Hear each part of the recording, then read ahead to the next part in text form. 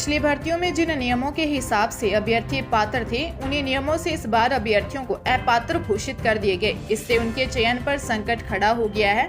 ऐसे अभ्यर्थी अब शिक्षा विभाग और कर्मचारी चयन बोर्ड के चक्कर काट रहे हैं।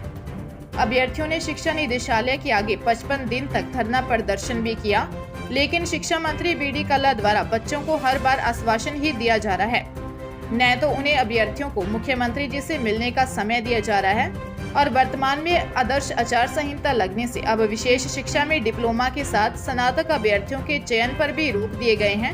अभ्यर्थियों का कहना है कि शिक्षा विभाग ने योग्यता को लेकर 2 अलग अलग आदेश जारी कर दिए। विभाग ने 4 साल पहले जिस आदेश से उन्हें योग्य माना था, उसको अब बदल दिया और यह गलत है। हमने इसकी शिकायत चयन बोर्ड और शिक्षा विभाग को की है।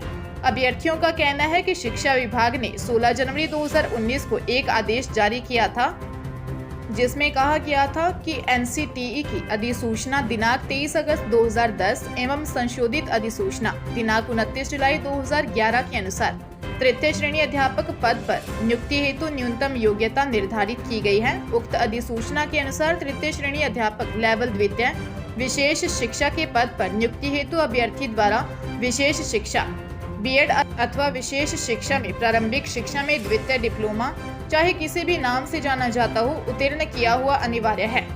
इस आदेश के आधार पर पिछली भर्तियों में नियुक्ति दे दी गई, लेकिन इस भर्ती में इस नियम को शिक्षा विभाग ने बदल दिया। प्रारंभिक शिक्षा निदेशालय की ओर से 8 सितंबर 2023 को जारी एक आदेश में कहा गया कि एनसीटीई की अधिसूचना दिनांक 23 अगस्त 2010 में निर्धारित शैक्षणिक एवं प्रशैक्षणिक योग्यता के परिप्रेक्ष्य में कक्षा 6 से 8 तक के लिए अध्यापक लेवल द्वितीय विशेष शिक्षा के पद के लिए स्नातक तथा द्विवर्षीय डिप्लोमा यानी कि डीएलएड विशेष शिक्षा को निर्धारित योग्यता के समकक्ष नहीं माना गया है। लेकिन अध्यापक भर्ती 2022 राजस्थान पंचायती राज नियम 1996 के नियम 266(3) में उल्लेखित योग्यताओं के अनुसार निःशुल्क एवं अनिवार्य शिक्षा अधिनियम 2009 की धारा 23 की उपधारा 1 के अंतर्गत राष्ट्रीय अध्यापक शिक्षा परिषद की अधिसूचना दिनांक 23 अगस्त 2010 एवं 29 जुलाई 2011 के द्वारा संशोधित अधिसूचना में वर्णितानुसार न्यूनतम योग्यता निर्धारित की गई है। लेकिन इन नियमों के आधार पर अभ्यर्थियों ने विशेष शिक्षा में डिप्लोमा व स्नातक योग्यता अर्जित की है। और अभ्यर्थियों ने कहा कि इन नियमों से ही अभ्यर्थियों ने पीछे ही भर्तियों में ज्वाइनिंग भी की है, लेकिन प्रारंभिक शिक्षा निदेशालय 2021 के नियमों के आधार पर विशेष शिक्षा में द्विवर्षीय डिप्लोमा व स्नातक को बाहर कर रहे हैं। लेकिन अभ्यर्थियों का कहना है कि 2021 से पहले योग्यता अर्जित करने वाले अभ्यर्थियों को राहत प्रदान की जाए।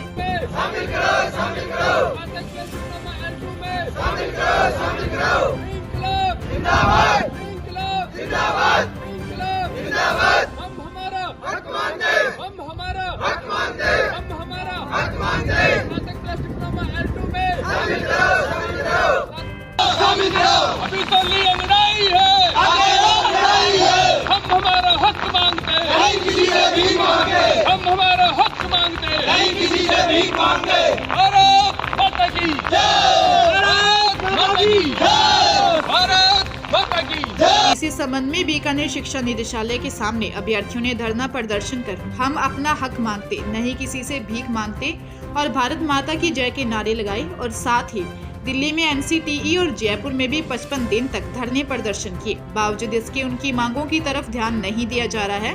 अभ्यर्थियों का कहना है कि उनकी भर्ती परीक्षा में योग्यता में डीएलएड डिप्लोमा अनिवार्य किया, परंतु परिणाम में उनकी डीएलएड योग्यता वाले अभ्यर्थियों को भर्ती में शामिल नहीं किया। शिक्षा मंत्री बी.डी. कल्ला और आईएएस अधिकारी कानाराम से भी अभ्यर्थी इस संबंध में मुलाकात कर चुके हैं, परंतु वहां भी उन्हें निराशा हाथ लगी। साथ ही श्रीगंगानगर व हनुमानगढ़ के विधायकों को भी इस संबंध में ज्ञापन सौंपकर अवगत करवाया जा चुका है।